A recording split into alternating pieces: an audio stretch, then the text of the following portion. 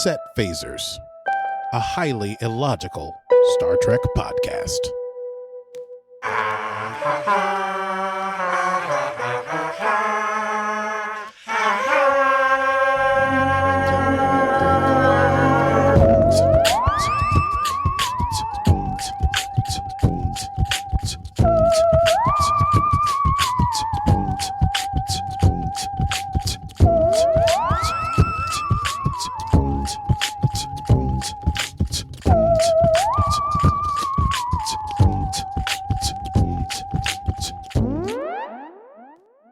Well, hello, Archie. Claro que sí, Stevie. How are we? Claro que sí. Oh, tu español es muy bueno. Mi español es muy pequeño. Esta es todo. Where did that come from? I don't know. I was You feeling felt a like little claro que sí. I don't know how to say. I was Fair feeling a little je ne sais quoi. Yep, there you go. I've exhausted all my Spanish. Well, feliz viernes a ti. Gracias. Happy Friday to you. Y tú también. Perfecto. Hey, I watched a couple of movies. Mm-hmm. All I had to do is take out Mama, right? Okay. Yes, and welcome in everyone listening out there in listening land. You're listening to Set Phasers, a highly illogical, if you couldn't tell, Star Trek podcast. And today's stardate is stardate 324903.6. We're discussing Lower Decks, Star Trek Lower Decks, Season 2, Episode 4, entitled, oh boy, I wrote down so many versions of this, entitled, let's say... Mugato Gumato? That's what I thought it was. Mugato, Gumato. Okay. Yes, or, yeah.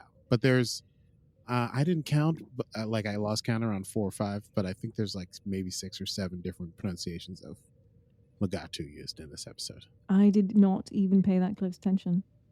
Yeah. Oops. Well, look at me. Oops. Top points. I win the House Cup. I'm best boy. So, Yes, you are. yes. Oh, dear. So, I don't know. Yeah, let's just run it down. All right. It's time to run it down.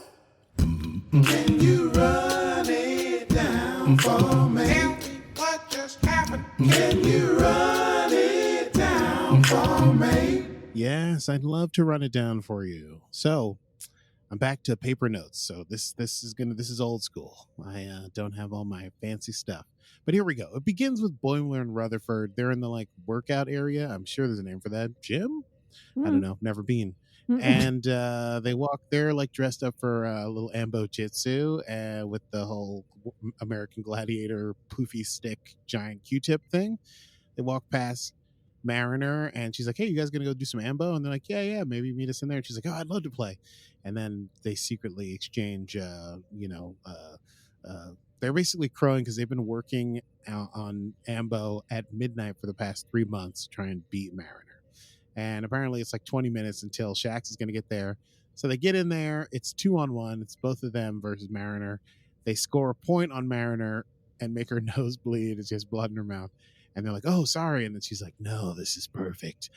Great. I can finally get a real workout in. And then she proceeds to start beating the living crap out of them. Shaxs does show up, but he's like, don't mind me. I'm 10 minutes early. And he just like sits down and reads while they scream in pain. Then there's credits. What's interesting is that this after credits scene is like a little cold open of its own. If this was like a serious Star Trek, this would be the cold open. It would be the 2 scientists on the planet and they're talking about whatever. This one, they're talking about Ractigino, which of course I love. And in fact, in celebration of that, instead of my customary tea rather, I am drinking coffee. Today, You're Janeway. I am a wee coffee Jenny. A wee coffee Jenny. I'm Janeway. We coffee Janeway, and they're talking about that, and then they run into a giant Mugato beast or Gumato or whatever you want to call it. It's got one big horn. It's like an abominable snowman looking kind of thing with one horn on the top of its head, and they run off screaming. And it turns out that the Mugato are not native to this planet, Frylong IV. So Cerritos is headed there to Frylong IV. in order to find out why these Mugato, which are not native to that planet, are there. We get the lowdown from Freeman, Ransom, and Shaxs that apparently these things are poisonous, carnivorous, and they have the strength of 10 men, but Shaxs thinks they can find them. We go down to what I'm going to keep calling 10 forward, even though it's probably a smaller ship and it's probably a different forward, probably like 5 forward or 8 forward, who knows. And Rutherford and Boimler, this is like a Rutherford and Boimler buddy episode, kind of balanced against the Mariner Tendi buddy episode of last week. This is Boys Trip, sort of. They're playing a game called Diplomats. Mariner shows up, and apparently in the game, basically, you win by both of you being unhappy with your extensive negotiations, and that means you've reached compromise. Hooray! But Mariner's like, hey, why don't you guys come to the holodeck and work out with me? She needs some live ammo. They're like, no. She's like, fine, you guys have this nerdy thing, and I think it suits you. She leaves to go eat by herself, and the bartender fish eyes her. And so when Boimler and Rutherford go over to the bartender, whose name is Honus, and has a distinct, what I would describe as New England accent, sort of New Hampshire, Maine, almost Boston, not quite. He's like, he calls Mariner a powder keg, and he said it's not a real name. And they're like, why? What's the scuttlebutt? And he's heard a rumor, Honus, this bartender, that Mariner was especially trained for Starfleet Black Ops. And she's friends with them because they're the two softest guys on the ship, and it's the perfect cover. But she's programmed to protect herself at all costs. It's the classic Star Trek sleeper agent thing where the baddie is the good or baddie. You know, the middling person is sort of hidden as a wolf in sheep's clothing. Rutherford and Boimler don't really believe it, but then Boimler gives a bunch of examples, and Rutherford is looking at Mariner, who's like playing with a knife at the table for fun, and they're a little questioning. Meanwhile, Tendi's in sickbay, and apparently she's been working on being more confident, but when her patient has like an alert that goes off, she tries to go over there, but she's like boxed out by this other lieutenant, definitely played by Jess McKenna. Jess McKenna did like 5 voices in this episode. I'm now starting to recognize my favorite comedians. And so she's kind of like gives up on that. And then Dr. Tiana calls her into the office and basically says there's a bunch of people on the ship who have not shown up for their like yearly physical. It's just a quick scan, but they haven't shown up. And so she wants Tendi to go out there and find them and scan them however she has to do it. And Tendi's like, great, I'd love to do that. I won't lay you down. Meanwhile, Boimler and Rutherford, they're supposed to be reading up on Mugatos. And this is where Boimler points out that Mugatos, there's like several pronunciations for them. There's Mugato, Mugutu, Mugato, Gumato, and apparently a few others that we'll run into. And he says, isn't that inconsistent? Ha ha ha. Run into Mugato. Sorry, I enjoyed your little rhyme there. Thank you. I do my best. Rutherford is distracted because he's reading Mariner's Starfleet record, and they're looking at all the ships she served on. It doesn't add up. She bounces around so much, and apparently one ship she was on, the Atlantis, half the crew disappeared, and the ship was got like the crew had to be put away, and they're like, maybe she killed half of them. They don't know what's up. And then she shows up and says like, well, who are you guys talking about? Like, they get scared and throw a tricorder at her, and she catches it, with lightning flash reflexes. Lightning flash? What's that? Killer Romulan warrior nuns. I should do my exercises before the show. Lightning fast. And that scares them. But they're sort of like starting to be like, oh, maybe Mariner is like Black Ops. Section 31. So there's a storm moving in on Frylong IV. Shaxs is leading the away mission. Basically, they've been told they can't take any weapons because the Mugatos are an endangered species. So they get down there, they fan out in the area where the life sign was detected. Shaxs immediately finds a huge heap of Mugato dung, which he proceeds to scoop up on a finger and taste. He says it's fresh and tangy, and so they must be on the right trail. And so they start going along that trail. Rutherford and Boimler are hanging back, and they're trying to rationalize this whole Mariner thing. They're like, oh, you know what? It's just Mariner. We're only looking for one Mugato beast. So the bartender told us she'll only flip out if her back is up against the wall. So we're probably fine. More dung, more Shaxs tasting it. Finally, they discover a huge Mugato, pens, basically like these Ferengi are like breeding these Mugato to sell for their horns or tusks. And these are the, like, I wrote down old school Ferengi, because Ferengi, when they first showed up in TNG, had like lightning whips or something and stole women and Yes. hopped around weirdly and were like just bad guys with big ears. It was like an early one of season 1. It was great. And there's electric whips that they had.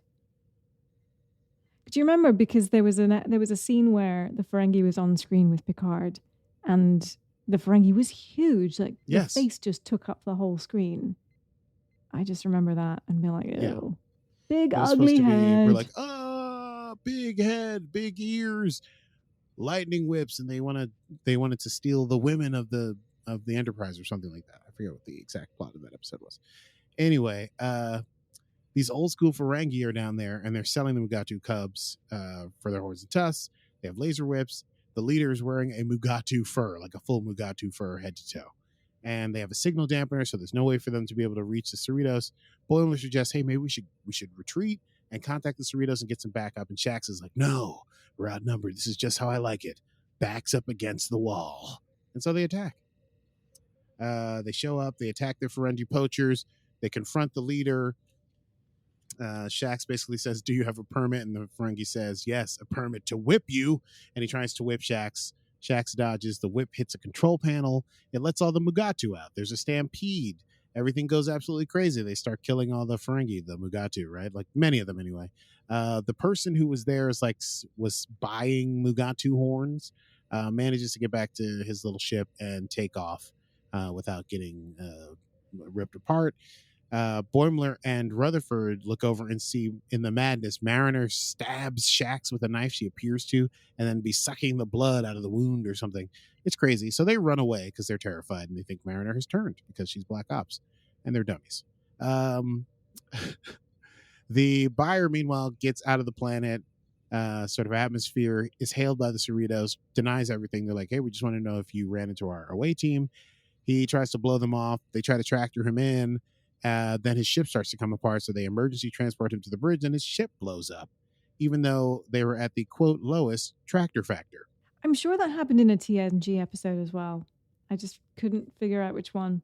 It seemed familiar, but also, like, I feel like in a TNG episode, that would be like a real mystery. It would be like a real question, like, why did it blow up? I don't remember it being like what this turns out to be, like just a scam, right?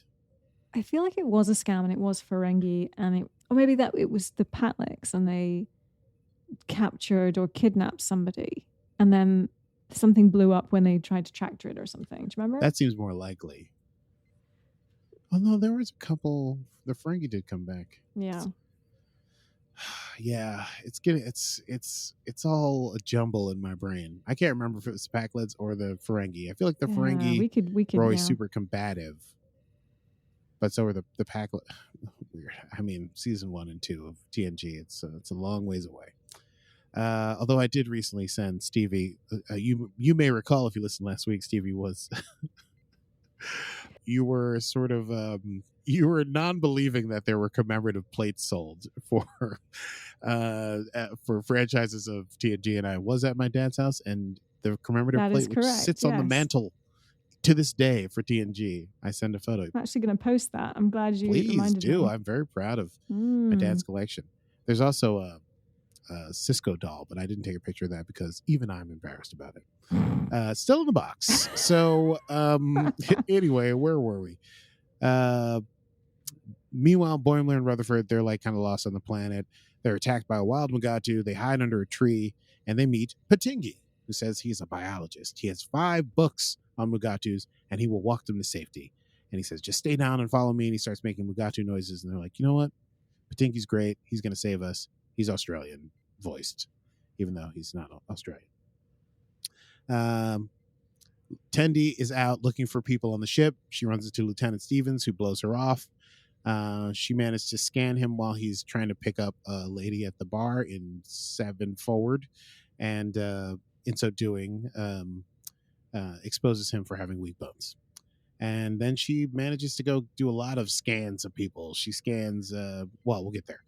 Boimler and Rutherford find out as they're crawling behind Patinki that he's not written 5 books. He has 5 books. He's read 5 books and feels like he knows enough. And they go like, oh, that's not great.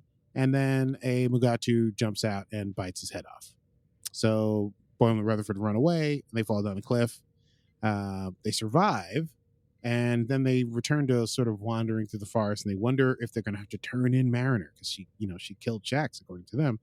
And they wonder if she was ever their friend, or just using them as a cover. And then they spot two Mugato. And so they go hide in an empty log, and the Mugato run over and sniff the log and then start mating on the log. Half of which drops into the river, and then they try to sneak out on the other half of the hollow log, but then another one shows up, but that one's just there to watch. So now they're stuck sort of beneath in this log while these Mugato are getting it on.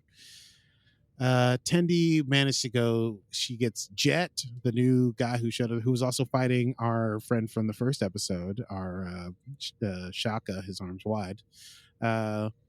Chief Lundy on the holodeck on what I assume was a date, like jet skiing. And there's only one name left on her list: Patient 08.019. But who is that? Da da da. Will we ever find out?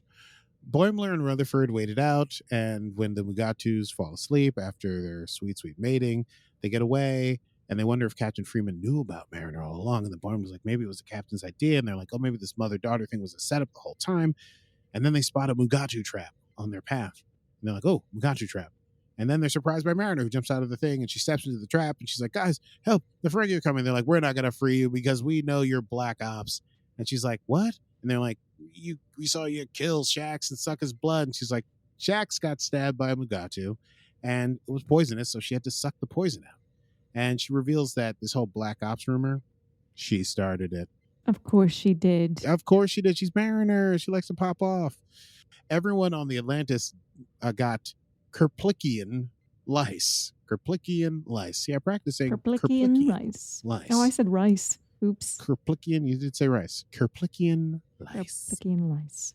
Killer warrior Romulan nuns. Killer Romular warrior nuns. Killer Romular warrior nuns. Killer warrior Romulan nuns. Killer Romulan warrior nuns. It doesn't matter how you say it, just as long as you get it out. Anyway, so to test this whole thing, they throw both their tricorders at her and they hit her in her face. And they're like, it was a lucky catch. And she's like, you dummies. But the Ferengis are on their way, and Mariner's still stuck, and they can't help her. And she says, like, well, you guys are going to have to be the badasses today and save us all. And the Ferengi show up and take Mariner while Boimler and Rutherford hide. Tendi is still searching for the last patient on the ship.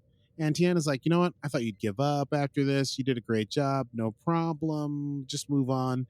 And Tendi's like, okay, I guess. But then she sees on a panel that the call sign for the doctor is 08.019, and it's Tiana who's the last holdout. And she's like, I don't need to be scanned. I'm the doctor. And then they chase each other through the ship, and the doctor gets very catty. Literally. Meow, meow, meow, meow, meow. Meanwhile, Captain Freeman offers the sort of dude who was trying to buy horns. By the way, that has to be Paul F. Tompkins doing that voice. Mr. Hyde, a shuttlecraft to replace his ship, and he starts to milk it. And she's like, "Well, what?" He's like, "I had a lot of precious things on there," and they're like, "What?" And he just looks at the souvenirs behind her on the wall and is like, "Oh, all those things." Basically, he lists off all the stuff on her wall. Boimler and Rutherford get to the Ferengi compound. They sneak in. They're sort of like, "What are we going to do? We're not badass martial arts studying guys." They're like, "But we have something that we have our brains." So they go in there and they grab some tools, and you're like, "Oh, they're going to A-team this." Meanwhile, Mariner and Shaxs and everyone else on the away team is stuck in one of the pens. Mariner, Tendi, actually is still chasing Dr. Tiana, and they go into Jeffrey's tubes, and they're like fighting. Tendi falls out and breaks her arm, and she's like, "Oh, my arm." And Tiana's like, "Oh yeah, good try to get me to try and stop." But then when she turns and looks back, you can see Tendi's arm is visibly snapped open. And so she does come back, but then Tendi manages to scan her when she comes back before passing out from her actual broken arm. Meanwhile, Mariner in her pens is telling the Ferengi they're dumb for not just replicating stuff instead of buying it with their gold-pressed latinum. She calls them throwback last outpost Ferengi, and says, like, haven't you ever heard of quarks? You guys could be onto something different. Why are you selling animals like poachers, you weirdos? Boimler and Rutherford show up, and they've got their weapon, and it turns out to be basically a hollow PowerPoint presentation showing the Ferengi a cost-benefit analysis that they can increase their profits, where they, to instead of selling the Mugato beast, create a sort of preserve for the Mugato and charge people to show up, and T-shirts and shirts and so on and so forth. They confer and they agree to the compromise. Hooray, compromise! Remember diplomacy in the beginning? In the end, Shaxs is back on a bio bed, and Dr. Tiana is standing over him, and she says the Mugato venom can have effects on people, and so she'll need to check up on him later. And then they're maybe going to get it on. I mean, almost definitely. Tendi's in a bio bed, and she's looking a little despondent. But then a patient next to her goes into alert, and when other people try to take control, again, she jumps in and she says, "No, give me 20 cc's of space," and asserts herself. And Dr. Tiana comes over and congratulates her and says, "You showed a lot of chutzpah today." But then she's like, "But this is not your patient, so get the hell out of my way." Freeman is talking to her husband, Admiral Freeman. I don't know what the Admiral's first name is. Anyone? I Bueller? didn't have that. I just had Bueller? Admiral. Let me find. Do you want I me to also Google wrote, that? I wrote husband Admiral. Yes, I would love for you to Google that. If you want to know, you can Google that. I know we don't play that one a lot, but it might be my favorite. You can Google that. You can Google that. I don't think I can sing that low, except in the mornings. It is. Oh, He's we just- just have Admiral. just Admiral That is Freeman. his only name. Admiral right. Freeman. Played wonderfully by yes. Phil Lamar. And you were correct. It is Paul F. Tompkins. Oh, it has to be Paul Tompkins and Jess McKenna. I just listen to them on too many podcasts. When they speak, I hear it. If they were Irish, I wouldn't be able to. Oh, I've been working on my Irish. This is not important for the podcast, but I've been working on my Irish. Irish. Yeah. To be sure. Maybe that's all I got right now. So let's not get too Is that all crazy. you got? But Irish. I'm just hoping. I know the eyes become always. I've been working Oi. on my Irish. No, it's not great, but I'm working on it. Try with when you say I will, and if you what's the word? uh-huh. When you Aisle, a contraction. Yeah, contraction. Thank you. I was going to say concentrate. Oil becomes oil as in Oil. OIL. Oh, see, when you say it, but then I like it says oil. Exactly. And if Arnold Schwarzenegger were to have done an Irish accent, he would have said, "Oil be back. Oil be back. Oil be back. Oil be back." Oil. I can't do it. Okay, so anyway, dear. I'm working on it for D&D, so now it's going to happen. And stay tuned, listeners, for my Irish accent. It's going to be great. And that's not it. So Freeman is talking to her husband, Admiral Husband. He asks if there was any ship accident. She's like, "Oh, no, nothing like that." He's like, "Okay, so we heard some stuff in that sector that people show up with a ship that is kind of beat up and it self-destructs, and they blame Starfleet, and then people, Starfleet it's like a scam." And Freeman's like, "Oh, no, nothing like that ever happened." But they quickly track to the shuttle before Mr. Hyde can get away, and they pull him back and say, "Listen, you can basically go to a Starfleet penal colony, or you can work for the Ferengi on the Mugato Preserve." So he winds up shoveling Mugato dung on the preserve. Final scene, Boimler, Rutherford, and Mariner are playing diplomat back in 7 forward. And apparently Mariner is beating the hell out of them, but they won't let her know, and she doesn't really get the game, but she's doing great. She goes to get 3 drinks at the bar. It's Honus at the bar again. Did I say his name right? Honus? I need to go consult my You're notes correct. to be honest. Where's one? Honus. Yes. She goes to get 3 drinks, and then while she's there, she starts a rumor about Boimler and Rutherford, about them being the Mugato brothers, that they got bitten or cut by one of the Mugato and received strange powers. And Honus says, "Oh, well, your secret's safe with me," and they get yelled at by his boss, which apparently is what Honus does. Thus, ending episode 4, season 2 of Lower Decks. And like days of old, I shall throw the papers. Stand back. The end. Oh, Chris! Oh, I love it when you throw the papers. Please hold while Aki picks up his papers. I need to consult my papers. I think it's evident if anyone's ever seen me try to throw papers that I've never won any sporting event. I do not know how to celebrate. Okay, well, that's the end of that. Should we do My face hurt. well, should we do Easter eggs? It's either Easter eggs or quotable moments. Let's do Easter eggs.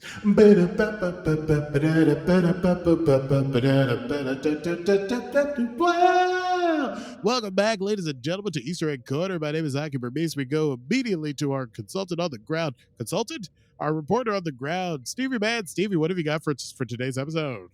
Well, hi there, Aki. Pleasure to be here, as always. Yeah. As you know, we have a number of Easter eggs in this episode. However, I did feel that this was much more the quintessential episodic trek of Lower Decks than we've really seen before, especially in this season. So, Totes me goats. Totes me goats. My favorite thing, I think, was... This was not an Easter egg, however. My favorite thing was the Diplomath game. It was Diplomath. Yes. I was like, oh, that's so nerdy. I really love it. So nerdy. Fucking nerdy. Diplomats. But obviously we had our Ferengi, who Mariner even referred to as some creepy throwback to Last Outpost style Ferengi. And I was a bit like, there's this sort of discussion as to whether this is a reference to the episode title, or perhaps we're referencing what it was in like the Starfleet logs. Hard to say, but it's like super meta if it's going to be like the episode title. I think that it's actually, if I'm not mistaken, I didn't go back and watch the episode, but I do believe it's actually called The Last Outpost. I know the episode, but I mean in the episode. Oh, this is impossible to talk about. It's so right. meta. I think in the episode they call it The Last Outpost. Thus. Okay, yeah. thus it's not. But that it skirts the line. It does. You're right. Yeah, interesting. You're right. We also had a reference to Starfleet intelligence in Section 31, where we were talking about Mariner, whether she was Black Ops, that kind of B plot that was going on, which I thought was quite fun because obviously Section 31, I'm excited. Section 31. Section 31. Obviously, we had our Anbo Jitsu. I think it's Anbo, but I'm not sure. Yeah, Anbo Jitsu at the beginning for our cold open. And I remember Riker dressing up in that. It was hilarious. It was a bit, I think it was like the same era of like Gladiators. Do you remember? Mm-hmm. Like it was of that time and the sort of blue and the that red. American Gladiator nonsense. Oh, yes. it's hilarious. Mm-hmm. And then the last one I had, which I think you would love. So the Denobulans are chatting at the beginning about drinking the Klingon Raktagino, which we think is sort of similar to coffee, which is notably a favorite of the stars, I should say, the crew of DS9. So it's Kira, Captain Kira, Major Kira, Captain Cisco, and Jadzia Dax, but not Ezri Dax. Not Ezri Dax did not like Raktagino. Crazy. She was only there for a season. But still, I thought you liked the little DS9 reference. We don't get so many of those. I love it. I have a doll Cisco at home, as we've discussed in this episode. Yes, we need to see the doll. Yes, I think just at least for the Instagram. I don't know about that. Maybe. It seems like a bridge too far. We all know I can't throw paper, so I don't know if we need to also see that I have Star Trek dolls. Also, it may make me want more Star Trek dolls. We have just posted your Star Trek plate, so... You did? I did, yeah. Well, the world can know. Now it can be told. Commemorative Star plate. It might not be the only one.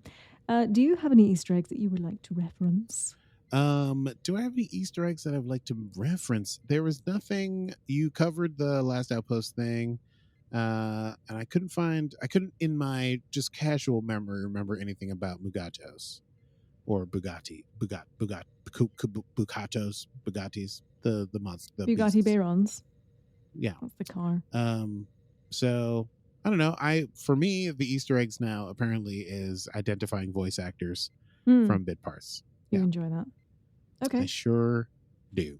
Well, Aki, that's all we have time for here on Easter eggs down at Star Trek Lower Decks. It's back to you in the studio. Thank you for joining us, and now we're going to throw to our next program, Quotable Moments. Quotable Moments. That one came out of nowhere.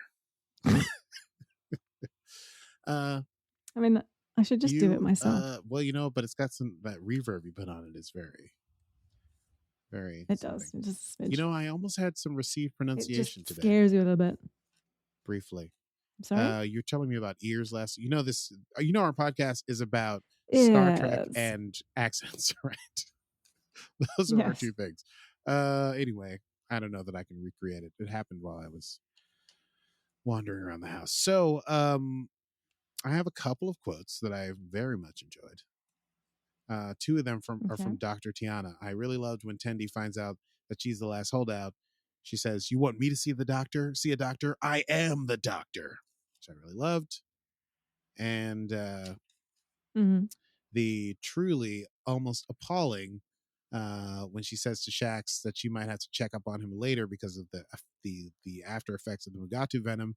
She says, "I might have to check up on you later. In your quarters, I just got my physical. I could heal you all night." Wow. Yeah. Totes in a probes. Yeah. Totes in a probes. I like the docs who are totes in a probes. I like Give Me 20 cc's of space. I love that. And this is so hard now that I'm back to my stupid paper. I used to make them bold. Now what do I do? I think that's all I have. You got anything outside of that? I have one, and it was Rutherford, and they were, down on the planet, and Rutherford says to Boimler, "She doesn't seem dangerous. I think we're just being silly-billies." Oh, that was cute. It is cute, and he was right. But then they spiraled out of control. Don't we love a good anxiety spiral? In an episode. We all live in a yellow submarine. Yeah, I think that's it. Shall we You want me to see a doctor? I'm the doctor. And I can heal you all night. I'm just flipping through my pages here like a super nerd playing diplomats. Oh, that's all I got. Wait, no. Oh, no, I said that already. Shaxs says, "Do you have a permit?" And the Ferengi says, "Yes, a permit to whip you." That was my other favorite line. That was a good one. All right. Next time on Set Yeah. So listen, next time on Set Phasers, we'll talk about episode 5. Again, we're watching these live, so I don't know what that means. But we're very excited about it. I hope you're excited. I think this means we're halfway through the season if this is a 10-episode season. It might be less. Might be 8. I should have checked. You're one away from being halfway. We're one away. Oh, yes, of course. If it is, in fact, a 10. And I'll let you know. A little cliffhanger for next week. I'll let you know if it's a 10-episode season once I Google that. Did we also need to do Strange New Worlds? That's coming soon. Is it coming out soon? We have to add that to our docket. Oh, yeah. Strange New Worlds, Section 31, all of it, baby. Yeah. All of it. How are we gonna have a lot of work? I hope they never put out more than one at a time, because that would destroy us. I think they are. I think that's really? What's happening. There's going to be overlaps? Yeah, I think so. Why would they do that to us? We should. I don't know. I will check the Instagram. Lettered. I'm going to send a strongly lettered word to Alex Kurtzman and tell him, "Dear Sir O'Bantam, to whom it may concern, you should not put out more than one." Huh? Yes. Oh no, I messed up. It's just in. It's 1 week till Star Trek Day. Oh, I think that was earlier this week. Yes. We're okay. Whew. I think it's one. Oh, I feel bad about that because I think it's my wife's birthday on Star Trek Day. Oops. Gonna have to figure that one out. You're gonna have to do one of those sitcom episodes where you're like, "Oh yes, of course, romantic dinner. Let me be right back. I just need to check on the turkey," and then you run over and you watch some Star Trek. I think it's gonna work out fine. Yeah. You're an adult. You're not gonna do anything ridiculous. Anyway, thank you very much for joining us and listening to us. If you enjoyed the program, you can catch it anywhere you get your podcast from every Monday, wherever you get your podcast from. Yep. Join us or by following or subscribing. And of course, you can follow along with all of our fun Instagrams. And if you want to see that last post about the commemorative plate, you can find it at Set Phasers and at Set Phasers Podcast on the Facebook and the Instagram. Yeah, and real talk, that plate is from like 30 years ago, so it's commemorative, baby. We are remembering. I mean, and I hid the location so that no one could find it. And it's stalk nowhere. you and steal it and put it on eBay. It's in the Alpha Quadrant somewhere. If you want to support us on our continuing mission to discover what else Star Trek has in store for us, we'd only be delighted. Also, it may go into more commemorative plates. You can patronize us. We can take it by going to patreon.com/setphasers. Indeed. Well, until next time, and if you have not signed up for our Patreon, unfortunately, you will have just missed our last Netflix watch party, but you can catch us next month. Yeah, and it'll be yesterday at the time of hearing. Yeah, we'll watch Trek together. But until then, I am Stevie Mans. And I am patient 08.091. And this has been Set Phasers, a highly illogical Star Trek podcast. Computer. End program.